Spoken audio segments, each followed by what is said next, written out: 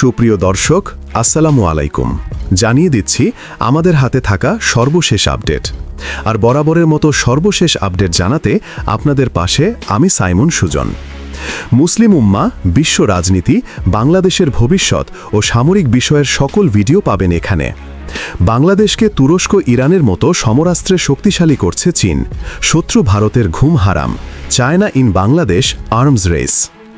বিশ্ব রাজনীতির মঞ্চে প্রতিনিয়ত নতুন নতুন চমক দেখা যায়, কিন্তু সামরিক খাতে যে পরিবর্তন আসছে তা নিঃসন্দেহে বহুদূর প্রসারী। এবার সেই পরিবর্তনের অংশ হিসেবে বাংলাদেশ পেয়েছে এমন এক সুযোগ যা কেবল প্রতিরক্ষা শক্তিকে নয়, বরং সামগ্রিকভাবে দেশের কৌশলগত সক্ষমতাকেও এক নতুন উচ্চতায় নিয়ে যেতে পারে। ঢাকার সঙ্গে সামরিক সহযোগিতার ধারাবাহিকতায় চীন সরাসরি বাংলাদেশকে বিভিন্ন ধরনের সামরিক প্রযুক্তি হস্তান্তর করেছে।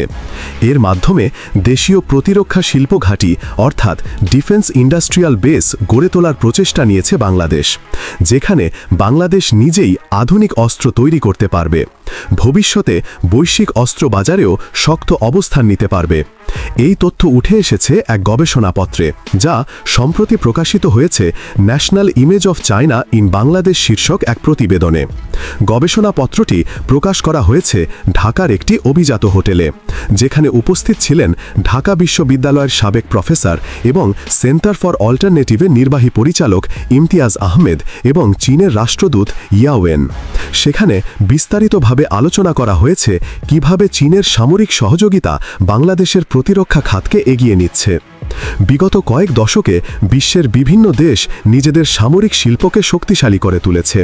তুরস্ক ও ইরানের মতো দেশগুলো নিজেদের প্রতিরক্ষা খাতকে স্বাবলম্বী করেছে, যা তাদের শুধু আত্মনির্ভরশীল করে তোলেনি, বরং তাদের সামরিক সক্ষমতাকে এক অনন্য উচ্চতায় নিয়ে গেছে। আজ তারা নিজেদের ড্রোন থেকে শুরু করে ব্যালিস্টিক মিসাইল পর্যন্ত সব কিছুই তৈরি করছে। বাংলাদেশও যদি একই পথ অনুসরণ করতে পারে, তাহলে এক নতুন সামরিক শক্তির উত্থান দেখা যেতে পারে দক্ষিণ এশিয়ায়। প্রশ্ন হচ্ছে, চীন ঠিক কী ধরনের প্রযুক্তি বাংলাদেশকে হস্তান্তর করেছে? গবেষণা বলছে বাংলাদেশ ইতোমধ্যেই রাইফেল, রকেট লঞ্চার, ম্যানপ্যাড, হালকা ইউটিলিটি যানবাহন সহ বেশ কিছু সামরিক প্রযুক্তির অধিকারী হয়েছে, যা বাংলাদেশ অর্ডিন্যান্স ফ্যাক্টরি ও বাংলাদেশ মেশিন টুলস ফ্যাক্টরির মাধ্যমে দেশীয়ভাবে উৎপাদনের চেষ্টা করছে। অর্থাৎ শুধু অস্ত্র আমদানির ওপর নির্ভর না করে বাংলাদেশ এখন নিজেই উৎপাদনশীলতা বাড়ানোর দিকে মনোযোগ দিচ্ছে। শুধু কি ছোট অস্ত্র? মোটেও না। গবেষণা প্রতিবেদনে উঠে এসেছে বাংলাদেশের নৌবাহিনীও চীনের সহায়তায় নিজেদের সক্ষমতা বাড়িয়েছে। 2012 সালে বাংলাদেশ খুলনা শিপইয়ার্ডে তৈরি প্রথম দেশীয় পেট্রোল জাহাজ নৌবহরে অন্তর্ভুক্ত করেছিল চীনের প্রযুক্তিগত সহায়তায়। আর 2024 সালের অক্টোবরেও পিপলস লিবারেশন আর্মি নেভি তাদের দুটি যুদ্ধজাহাজ চি জিগুয়াং এবং জিং গ্যাংশন চট্টগ্রাম বন্দরে পাঠিয়েছিল শুভেচ্ছা সফরের জন্য, যা দুই দেশের প্রতিরক্ষা সম্পর্কের এক উজ্জ্বল উদাহরণ। এখানে সবচেয়ে গুরুত্বপূর্ণ ব্যাপার হল বাংলাদেশ চীন প্রতিরক্ষা সম্পর্ক কোনো নির্দিষ্ট সরকারের ওপর নির্ভরশীল নয়। আর এর প্রমাণ 2024 সালের 5 আগস্ট গণ অভ্যুত্থানে শেখ হাসিনা সরকারের ক্ষমতা পরিবর্তনের পরও এ সম্পর্ক অক্ষুণ্ণ রয়েছে, বরং হাসিনা পতনের পর সামরিক সহযোগিতা আরও জোরদার হয়েছে। ঢাকায় অনুষ্ঠিত এক সেমিনারে পররাষ্ট্র উপদেষ্টা মোহাম্মদ তৌহিদ হোসেন স্পষ্টভাবে জানিয়েছেন, বর্তমান সরকার চীনের সঙ্গে প্রতিরক্ষা সম্পর্ক আরও শক্তিশালী করতে আগ্রহী এবং সামরিক সহযোগিতাকে দ্বিপাক্ষিক সম্পর্কের এক অবিচ্ছেদ্য অংশ হিসেবে দেখছে। সবকিছু ঠিক থাকলে আগামী 26শে মার্চ চীন সফরে যাবেন প্রধান উপদেষ্টা। 28শে মার্চ চীনের প্রেসিডেন্ট জিনপিংয়ের সঙ্গে তার বৈঠকের কথা রয়েছে। ধারণা করা হচ্ছে এ সময় আরও বড় কোনো সামরিক চুক্তি হতে পারে দুই দেশের মধ্যে। চীন বাংলাদেশের প্রতিরক্ষা সহযোগিতার শেকড় বহু গভীরে। 2002 সালে উভয় দেশ সামরিক প্রশিক্ষণ ও প্রতিরক্ষা উৎপাদন সংক্রান্ত একটি চুক্তি স্বাক্ষর করেছিল। তুরস্ক ওই ইরানের মতো দেশগুলো নিজেদের প্রতিরক্ষা খাতকে স্বাবলম্বী করেছে। এরপর 2014 সালে আরও 4টি গুরুত্বপূর্ণ সামরিক চুক্তি সম্পন্ন হয়, যার মধ্যে একটি ছিল পিপলস লিবারেশন আর্মি পিএল এর মাধ্যমে বাংলাদেশ সশস্ত্র বাহিনীকে বিনামূল্যে সামরিক প্রশিক্ষণ ও সরঞ্জাম সরবরাহের চুক্তি। চীন শুধু সামরিক সহায়তাই দেয়নি, বরং বাংলাদেশ ইউনিভার্সিটি অফ প্রফেশনালস BUP-তে একটি ভাষা ল্যাব স্থাপনে সহায়তা করেছে, যা সামরিক শিক্ষার মান উন্নত করতে সাহায্য করেছে। বাংলাদেশের প্রতিরক্ষা খাতের অন্যতম প্রধান ভিত্তি হল চীনের সঙ্গে সামরিক সরঞ্জাম কেনাবেচা। 1975 সালের পর থেকে বাংলাদেশ ক্রমশ চীনের দিকে সামরিক অংশীদার হিসাবে ঝুঁকেছে। বর্তমানে বাংলাদেশ চীনা অস্ত্রের দ্বিতীয় বৃহত্তম ক্রেতা। 2019 থেকে 2023 সালের মধ্যে চীনের মোট অস্ত্র বিক্রির 11% গেছে বাংলাদেশের কাছে। স্টকহোম ইন্টারন্যাশনাল পিস রিসার্চ ইনস্টিটিউটের তথ্য অনুসারে 2010 থেকে 2019 সালের মধ্যে চীন থেকে বাংলাদেশ প্রায় $259 কোটি সামরিক সরঞ্জাম কিনেছে। বাংলাদেশ শুধু সাধারণ অস্ত্রই কেনেনি, অত্যাধুনিক সামরিক প্রযুক্তিও পেয়েছে। সেনাবাহিনী ব্যবহার করছে VT-5 হালকা ট্যাঙ্ক ও MBT-2000 প্রধান যুদ্ধ ট্যাঙ্ক। বিমান বাহিনী পেয়েছে K-8 প্রশিক্ষণ জেট ফাইটার ও FM-90 এয়ার ডিফেন্স মিসাইল। নৌবাহিনী ও আধুনিক চীনা প্রযুক্তিতে তৈরি টাইপ 056 টিথ করভেট ও 2টি মেইন ক্লাস সাবমেরিন সংগ্রহ করেছে, যা সামরিক শক্তির ক্ষেত্রে বাংলাদেশকে এক নতুন উচ্চতায় নিয়ে গেছে। চীনের সঙ্গে সামরিক সম্পর্ক কি বাংলাদেশের জন্য সত্যিই লাভজনক? গবেষণাপত্রের তথ্য অনুযায়ী চীন যে সামরিক সহায়তা দিয়েছে তার বিপরীতে বাংলাদেশের ওপর কোনো রাজনৈতিক বা কূটনৈতিক শর্ত আরোপ করেনি। এটাই বড় সুবিধা, কারণ পশ্চিমা দেশগুলো যেখানে অস্ত্র বিক্রির সঙ্গে রাজনৈতিক শর্ত জুড়ে দেয়, সেখানে চীনের অস্ত্র সরবরাহ অনেক বেশি শর্তহীন। তবে সামনের দিনগুলোতে এই সহযোগিতা ঠিক কতটা গভীরে যাবে, বাংলাদেশ কি সত্যি তুরস্ক ও ইরানের মতো স্বয়ংসম্পূর্ণ সামরিক শিল্প গড়ে তুলতে পারবে? এগুলো নিয়ে চলুন এবার আরও বিশদ আলোচনা করা যাক। চীনের সঙ্গে বাংলাদেশের প্রতিরক্ষা সম্পর্ক যে কেবল অস্ত্র ক্রয় বিক্রির মধ্যে সীমাবদ্ধ তা নয়, বরং এটি আরও গভীর ও কৌশলগত দিকেও অগ্রসর হচ্ছে।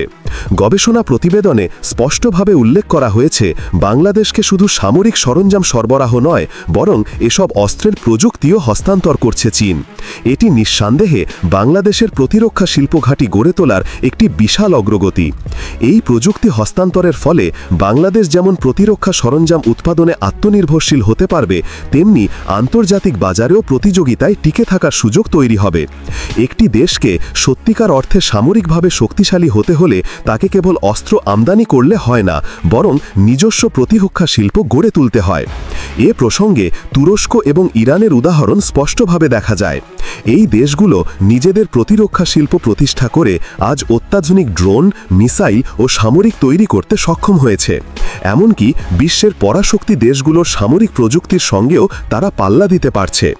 বাংলাদেশও যদি চীনের কাছ থেকে প্রযুক্তি হস্তান্তর পেয়ে নিজেদের প্রতিরক্ষা শিল্প গড়ে তুলতে পারে, তাহলে ভবিষ্যতে যুদ্ধ বিমান, ব্যালিস্টিক মিসাইল, আকাশ প্রতিরক্ষা ব্যবস্থা, সাবমেরিনের মতো অত্যাধুনিক সামরিক সরঞ্জাম নিজেরাই তৈরি করতে পারবে। এ গবেষণা প্রতিবেদনে আরও বলা হয়েছে, চীনের কাছ থেকে অস্ত্র কেনার ক্ষেত্রে বাংলাদেশকে কোনো রাজনৈতিক শর্তের মুখোমুখি হতে হয় না। বিশ্বের অনেক দেশ অস্ত্র বিক্রির ক্ষেত্রে নানা শর্ত আরোপ করে, যা কিনা সামরিক ও পররাষ্ট্র নীতিতে প্রভাব ফেলতে পারে। কিন্তু চীন এই নীতিতে বিশ্বাস করে না। ফলে বাংলাদেশ একদিকে যেমন অত্যাধুনিক অস্ত্র পাচ্ছে, অন্যদিকে রাজনৈতিক চাপের মুখেও পড়তে হচ্ছে না। গবেষণা বলছে 2019 থেকে 2023 সাল পর্যন্ত বাংলাদেশ চীনের মোট অস্ত্র রপ্তানির 11% কিনেছে, যা চীনের দ্বিতীয় বৃহত্তম অস্ত্রেতা হিসেবে বাংলাদেশের অবস্থান নিশ্চিত করেছে। শুধু তাই নয়, 2010 থেকে 2019 সালের মধ্যে বাংলাদেশ চীনের কাছ থেকে $259 কোটি অস্ত্র কিনেছে। এর মধ্যে রয়েছে অত্যাধুনিক করভেট যুদ্ধজাহাজ, সাবমেরিন, ট্যাঙ্ক এবং এয়ার ডিফেন্স সিস্টেম। তাহলে এই প্রতিরক্ষা প্রযুক্তি হস্তান্তরের ফলে বাংলাদেশ কিভাবে সামরিকভাবে শক্তিশালী হয়ে উঠতে পারে? এর উত্তর খুব সহজ। বাংলাদেশ যদি চীনের কাছ থেকে শুধু অস্ত্র আমদানি না করে বরং সেই অস্ত্র তৈরির প্রযুক্তি নিজের করে নিতে পারে, তাহলে ভবিষ্যতে আর কোনো দেশের কাছ থেকে অস্ত্র কেনার প্রয়োজন পড়বে না। বরং বাংলাদেশ নিজেই সামরিক সরঞ্জাম উৎপাদন করে আন্তর্জাতিক বাজারেও প্রতিযোগিতায় নামতে পারবে। বিশেষজ্ঞরা মনে করছেন, বাংলাদেশের বর্তমান প্রতিরক্ষা পরিকল্পনা ফোর্স গোল 2030-এর সঙ্গে এই প্রযুক্তি স্থানান্তর পুরোপুরি সামঞ্জস্যপূর্ণ। এর মাধ্যমে বাংলাদেশ তার প্রতিরক্ষা সক্ষমতা উল্লেখযোগ্যভাবে বাড়িয়ে নিতে পারবে। বর্তমানে চীনের প্রযুক্তিগত সহায়তায় বাংলাদেশ মেশিন টুলস ফ্যাক্টরি এবং বাংলাদেশ অর্ডিন্যান্স ফ্যাক্টরি সামরিক সরঞ্জাম উৎপাদন শুরু করেছে। সামরিক বিশ্লেষকদের মতে এটি বাংলাদেশের প্রতিরক্ষা শিল্পের জন্য একটি যুগান্তকারী পদক্ষেপ। সবচেয়ে গুরুত্বপূর্ণ বিষয় হল বাংলাদেশ এখন আর শুধু অস্ত্র আমদানিক দেশ হিসাবে থাকতে চায় না, বরং একটি স্বয়ংসম্পূর্ণ প্রতিরক্ষা শিল্প গড়ে তুলতে চায়, যার মাধ্যমে নিজ দেশের সামরিক বাহিনীকে শক্তিশালী করার পাশাপাশি আন্তর্জাতিক প্রতিযোগিতায়ও অংশগ্রহণ করা সম্ভব হবে। যদি বাংলাদেশ চীনের সহায়তায় ব্যালিস্টিক মিসাইল, যুদ্ধবিমান, আকাশ প্রতিরক্ষা ব্যবস্থা এবং সাবমেরিন উৎপাদন শুরু করতে পারে, তাহলে ভবিষ্যতে সামরিক দিক থেকে বাংলাদেশ একটি গুরুত্বপূর্ণ শক্তিতে পরিণত হতে পারে।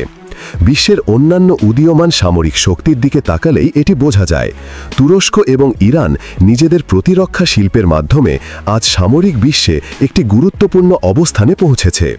বাংলাদেশে যদি একই পথ অনুসরণ করতে পারে, তাহলে দেশটি শুধু দক্ষিণ এশিয়ার নয়, বরং গোটা বিশ্বের সামরিক পরাশক্তি হিসেবে আত্মপ্রকাশ করতে পারে। সব মিলিয়ে চীনের কাছ থেকে সামরিক প্রযুক্তি হস্তান্তর নিঃসন্দেহে বাংলাদেশের প্রতিরক্ষা খাতে এক নতুন দিগন্ত উন্মোচন করেছে। এটি শুধু অস্ত্র সংগ্রহের বিষয় নয়, বরং দীর্ঘমেয়াদী সামরিক পরিকল্পনার অংশ।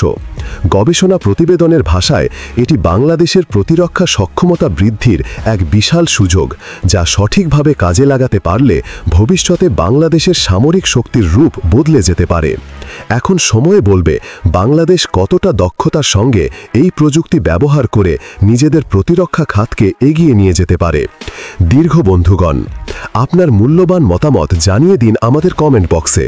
সেই সাথে আমাদের চ্যানেল সাবস্ক্রাইব করতে মোটেও ভুলবেন না, যাতে এমন সব গুরুত্বপূর্ণ বিশ্লেষণ আপনার কাছে পৌঁছাতে পারে। Thanks for watching my video. আল্লাহ হাফেজ।